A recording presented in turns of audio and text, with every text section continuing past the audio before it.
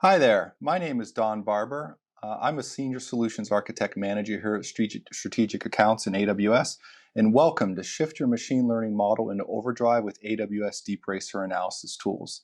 I'd really like to thank our exclusive AWS Deep Racer League sponsor, Accenture, who provided exceptional leadership and participation during the inaugural year of the AWS Deep Racer competition, running the largest private AWS Deep Racer League in the world.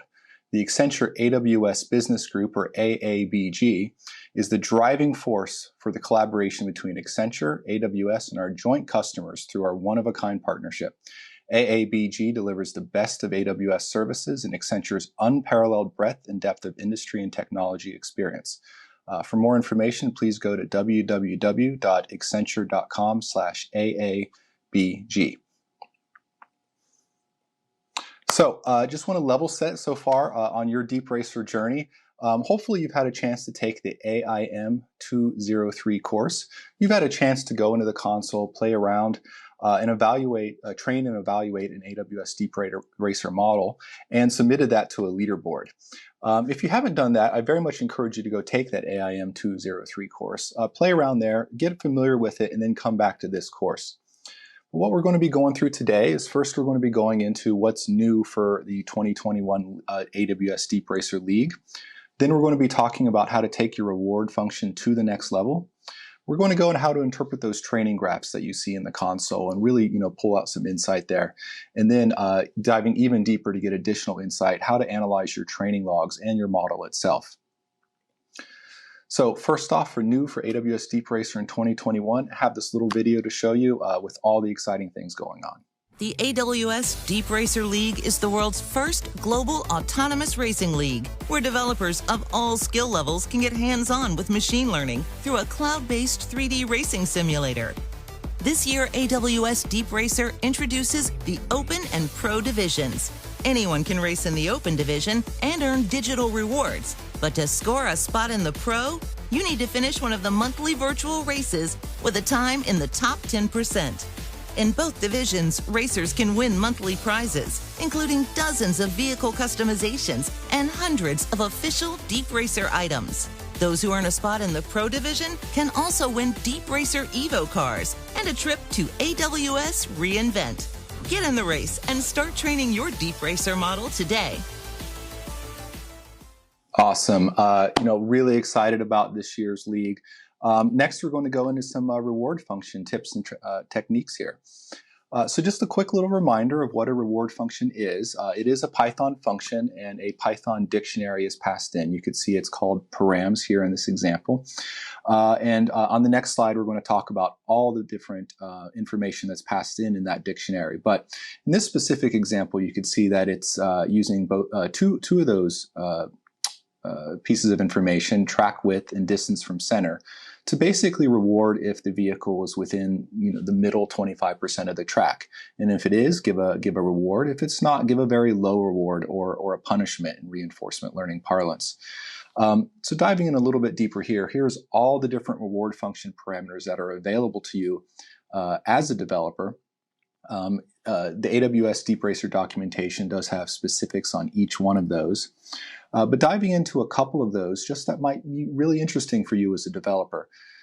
First one I'd like to talk about is steps. Steps is basically one iteration of the reinforcement learning loop. And what that is where the information comes in from the sensors. In the case of the original Deep Racer, it's the camera. In the Deep Racer Evo, it's the stereo camera and the LiDAR sensors. But that information comes in, it's passed through the neural network where it does inference, it decides on an action, it performs that action, and then your reward function runs. It basically says that's a good action or that's a bad action. And then it does it again and again, roughly around 15 times a second. And each one of those iterations is a step. Now, steps could be particularly powerful when combined with progress. And you can see that in this example here, where we actually reward on progress over steps. And so you can see here on the left, there is a pretty straightforward follow the center line reward function, much like we saw 2 slides ago. But if we replace that with a reward function that takes progress over steps, the neural network will learn over time to actually, cut to the inside of these corners. So this is actually a really good technique just to shave a couple of seconds off of your lap time. So something to consider if you haven't tried it before. While we're here talking about reward functions, if you ever have any sort of question about if your reward function is actually going to behave in the way that you want, it might actually be really helpful to graph it. In the case here, we can see we've graphed the two input variables on two different axes. We have progress on the y-axis and step on the x-axis. And the output is the reward with a deep purple being sort of a punishment or very low reward, and that bright yellow being a high reward. And what's going to happen is over time, the neural network is going to try to make decisions that's going to locate itself where that bright yellow is. And in this case, it's pretty straightforward. It's going to try to make decisions where progress is high and steps are low. But this might not be as straightforward if you have a really complex reward function. And so sometimes it's really, really helpful to graph it like this. If you have more than two input variables, it might get a little complex. You might have to go to 3D and 4D graphs or get creative with some composite variable graphing, but it could be a really, really powerful technique.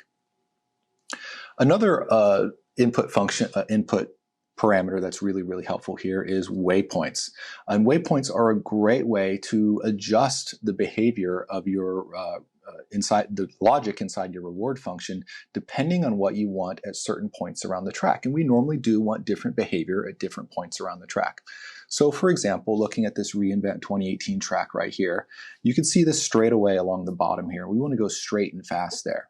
But as we come into that first turn on the right, we want to be on the outside of the turn or on the right side of the track. But as we go through the middle of the turn, we want to be towards the inside of the curve. And as we exit the curve, we want to be accelerating out, moving back to the right side of the track. So zooming in a little bit here, what we could see in this reward function example is we do exactly that. We actually say, hey, between waypoints 5 and 9, reward if the vehicle is on the right side of the track. And between waypoints 10 and 20, reward if it's on the left side of the track. And I want you to keep this in mind, especially as we get into the log analysis notebook several slides from now, because you're going to find spots on the track where you really want to tweak the behavior there, and waypoints is a great technique for doing that. While we're talking about waypoints, it's actually really helpful to talk about some of the modules available to you as an AWS DeepRacer developer to make some of that math a lot simpler. And some of those modules specifically are NumPy, SciPy, and Shapely. And in this example right here, you can see the object class of linear ring is being used from the Shapely module in order to do some really easy math on determining the distance between the first object and the center line of the track. And think about if you had to do that on your own manually, what you would have to end up doing is loop over every single waypoint and do some geometry and trigonometry to figure out the distance between the object. And that's a lot of work, and you can just basically use one of the modules here to remove that undifferentiated heavy lifting. But while we're talking about geometry and trigonometry, it is really, really common that developers want to use some of those techniques in order to determine what's the shortest distance between 2 points, or between the vehicle and a point, or a vehicle and an object, and what's the angle to that waypoint or that object. So in order to do that, just a quick little primer of the high school math here, use Pythagorean's theorem to get the distance between 2 points. And to get an angle, you want to use arctan. Now, little caveat about arctan is if the destination point in question is actually closer toward the origin, to the 0,0 point, making both the x and y deltas negative, those two negatives will actually cancel out and make a positive, and arctan will return an angle completely 360 degrees in the wrong direction. So for that reason, every single standard math library including Python's standard math library, has an atan2 function that takes that into account. So please use atan2. Also, all those trigonometry functions do return the answers in radians. So keep that in mind, because the heading parameter that comes in at the reward function is in degrees. So you'll need to convert one to the other. That's pretty straightforward. Just multiply by 180 over pi. And then finally, be aware that when the vehicle is moving straight towards the y-axis, it's going to be having a heading of 180 degrees. And if it makes a slight turn to the left, it's actually going to be going at negative 180 degrees. And even though it made a slight turn to the left, a sort of simple reward function might interpret that as a 360-degree turn to the right, which is not correct. So take that into account as you do your developing. Maybe use some modular arithmetic or something to that effect. So hopefully you got some good information out of those tips and techniques. We're going to dive a little bit into those training graphs that you see during training and evaluation in the AWS Deep Racer console. And it's really important to point out here that there's a certain art to machine learning. There's a lot of science involved. Don't get me wrong, but it's a little bit like a brain scientist trying to figure out what's going on inside the human brain by attaching electrodes and measuring electrical impulses from the outside. And that's very much what we're doing here. And hopefully you're going to get a little bit of a sense of how to interpret these graphs as we go through this. So first off, let's just go through what these actual lines are representing. The green line is the average reward over time, and that is graphed on the scale on the left axis, and that is a variable scale. It will change depending on what your reward function is actually returning. Compare that to the red and blue lines, which is the evaluation and training percentage completion lines, respectively. That's always going to be a fixed scale of 0 to 100%. Every so often we get a developer asking about, what does it mean when my red line goes above my green line? And it really doesn't mean anything. They're completely two independent scales, so don't overthink that. But diving into this exact graph right here, you can see there's been about 600 iterations or so it's been training for probably 20, 30 minutes, somewhere in that range. And it just reached 100% on its evaluation line. And everything else is trending up. So this is actually a really good sign. Good job to whoever developed this reward function. I would actually say, keep going here. Probably could use some more training time just to get some more consistency. I'd like to see that training line be a little bit closer to 100%, but really full steam ahead. This is actually looking really, really good. And I'm going to pause here and talk about a very common question we get from developers, which is, why are the training and evaluation lines separate? So I'll talk a little bit about what's going on under the hood here. What's going on is during Deep Racer training, there's some entropy being injected into the system. It's basically gathering experience, and it's trying things at random. So the vehicle, the neural network, is basically, what happens if I go this way? What happens if I make this decision? All with the goal in mind to basically figure out, hey, if I make this decision, I basically get around the track further and faster, right? But after it basically gathers a batch of that experience, it goes off to basically chunk through a bunch of math to update the weights and biases of the neural network. And while it's doing that, the 3D environment is freed up. So what AWS Deep Racer does is takes advantage of that and runs an evaluation job during that free time. And it basically says, hey, everything you've learned up to this point, just go ahead and execute it. Just exploit it to the best of your ability. Just run as best as you can. Don't try anything new or funny. And that's why we very often see the evaluation line higher than the training line, because it's not trying something random. It's basically just exploiting the best it can. And that's why those two different lines are different. Going into some more examples here, this is a good example of a reward function that doesn't work. This reward function really isn't rewarding on anything helpful to get the vehicle further down the track or faster down the track. And you can see it's never actually getting above around 15% or so around the track. And the reward function is almost random, basically. So if I was to see this, I would cancel training at this point and basically start over with something new, or at least heavily modify the reward function to give a little bit more advice to the neural network on what might actually get it along the track a little bit further. And overfitting. So this is a super important concept in machine learning. So overfitting or overtraining is basically when you do training on a data set so much that the neural network knows everything there is to know about that training set. If you ask it a question with a piece of information that was part of its training set, it knows the answer like perfectly. But if you ask it something else, it's going to be way off base. It's just really, really far off because the model is no longer generalized. It's overfit to its exact training set, and it can't actually sort of extrapolate anything general. And the way this comes across in AWS Deep Racer is when somebody has trained their model on a specific single track for way too long. It knows everything there is to know about that track. But basically, a good model we'll be looking at the features of the road. It'll basically say, hey, I got a center line and some outer lines, and they're tending to the left, so therefore I'm going to turn my wheels to the left. And that's really going to work on any track there is, right? But an overfit model won't necessarily look at the features of the road. What they'll actually look for is something else specific to the track, like, hey, whenever I'm in this spot on the track and I need to turn left, I see this shape of grass in the background, or this angle of the wall to the floor, or something like that. That works great on that track, but doesn't work anywhere else. It doesn't work on other tracks, or even the same track in slightly different conditions, like maybe different textures, or you've moved from the virtual world to the physical world, something along those lines. So it is something very much to avoid. We're going to see this when we get into the log analysis notebook on how to detect if this is happening and what to do about it. And this is also a very, very common question coming from developers is how do I adjust my hyperparameters? And here's the thing, is the default hyperparameters are actually really, really good. They probably don't need adjusted. You should be spending your time and effort focusing on your reward function and not sort of stressing about the hyperparameters. But every so often, it is rare, there is a reason to adjust the hyperparameters. And you could kind of see it in this graph where we have this sort of ricocheting happening with the percentage completion training line and the reward function line. This suggests that the learning rate might actually be too high.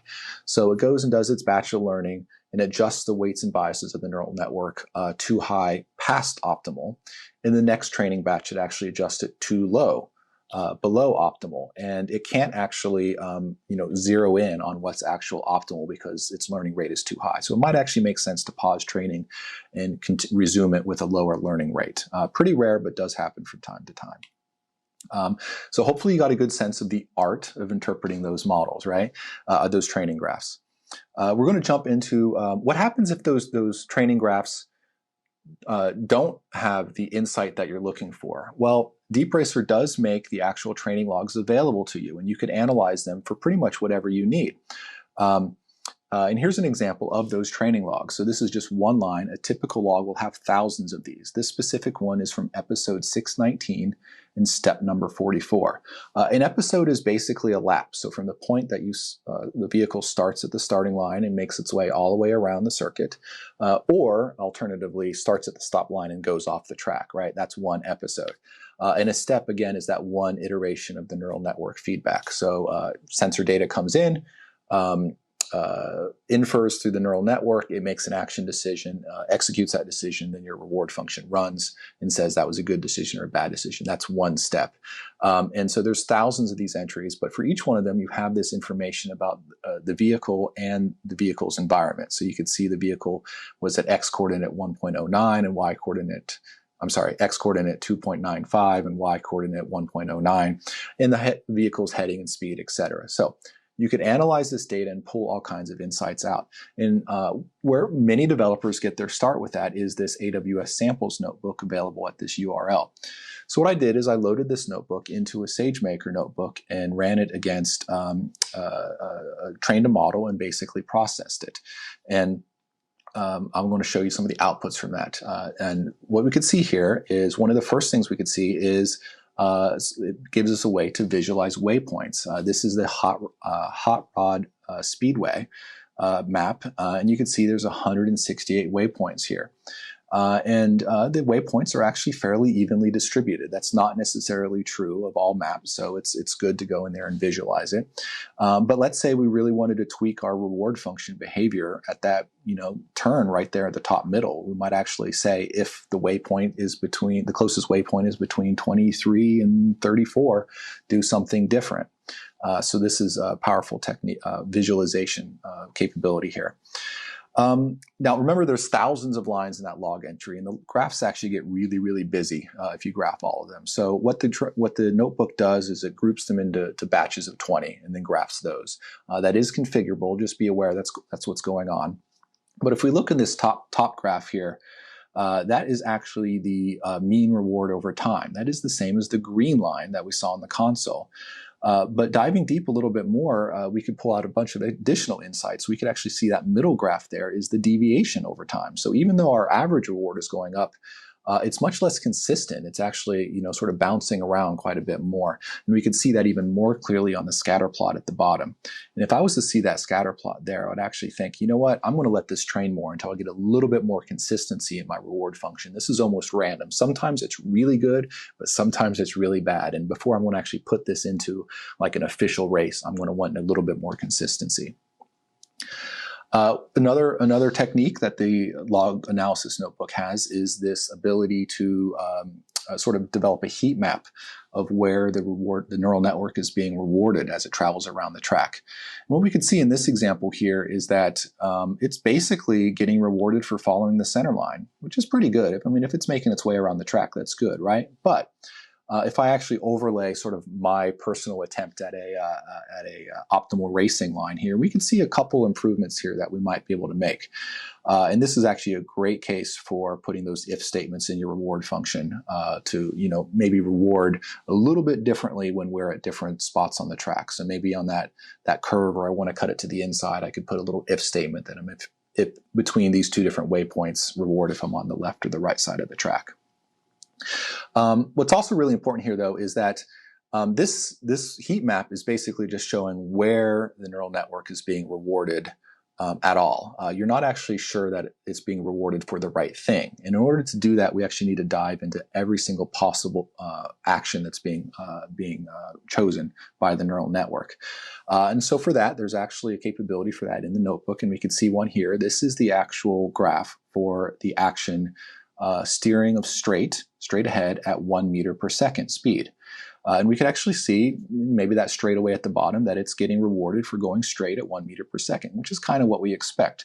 What we might not expect is that maybe that top center turn between waypoints 24 and 35 there, where that looks like a pretty sharp left turn. Why is it being rewarded for going straight? Might be something to investigate there. What's also interesting is this exact same training run, but a different action. In this case, the action is a 30-degree right turn at 2/3 of a meter per second. We had no rewards whatsoever. And the reason is quite simple, actually. It's because the reward function I chose for this particular training job actually punishes if it steers more than 15 degrees. Now, that's actually a really valid technique on some tracks because you want the vehicle to start on the outside of the turn and only turn its wheel a little bit. So it's not making super sharp turns, and that way it has a more optimal of a racing line. But in this track, we actually have several really, really sharp turns. So it kind of doesn't make sense to punish on using a sharp turn. What also that means is that I'm also wasting a bunch of my action space. If I'm basically going to say, never make a sharp turn, why do I have a node in my action space with those sharp turns in it? In this case, a 30-degree right turn. I'm actually wasting a bunch of my training math time on these actions I'm never going to use. So, using the log analysis notebook here, we can actually sort of pick out the disparities between our reward function, our track, and our action space, and really get more performance out of our training time. Next, this is probably one of my favorite parts of the notebook. Is there are over 900 images available that you could pass through your actual trained model and see exactly what it's picking out and what it's paying attention to as it's making its decisions. So in this case, on the left here, we could see it's coming up on a left turn. We could see the right side outer line here is very prominent in the photo, and it's looking straight at it. It's the heat map is high on it. That's exactly what the neural network is paying attention to, which is exactly what we want. And hopefully, it's going to be making a decision to turn left here, right? The middle one's a little bit more questionable. No real red flags or anything like that, but it's sort of paying attention to this empty spot up ahead, but it sort of gives me a clue that it doesn't really know what to do in this environment. So might be a good opportunity to basically just train more. Whereas this one on the left, this is downright bad. There's a little bit of highlight on the center line, which is good, but most of the attention is actually being spent on the shape of the grass. And that angle between the wall and the floor in the background. So this is actually suggesting that this model is actually outright overtrained for this track. I would strongly suggest training this for some time on a alternate track Maybe if you were using the reInvent 2018 track before, maybe do some training on the bow tie track or the oval track or a different track, just to unlearn some of this behavior and get back to actually paying attention to the features of the road. So hope all that was helpful.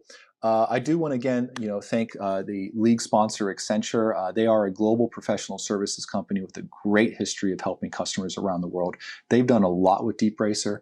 I'm going to let them actually speak for themselves here on what they've done for Deep Racer. Since its first introduction in 2018, Accenture has been all in to educate developers on machine learning with AWS Deep Racer. In fact, we've trained over 2,000 of our own employees through a global competition in 2020 alone. That's why we're proud to present Deep Racer League in 2021, putting machine learning in the hands of every developer.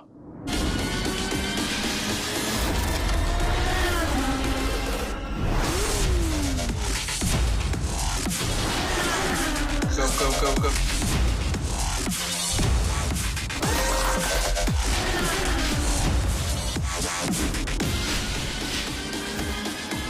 Oh, wow. OMG.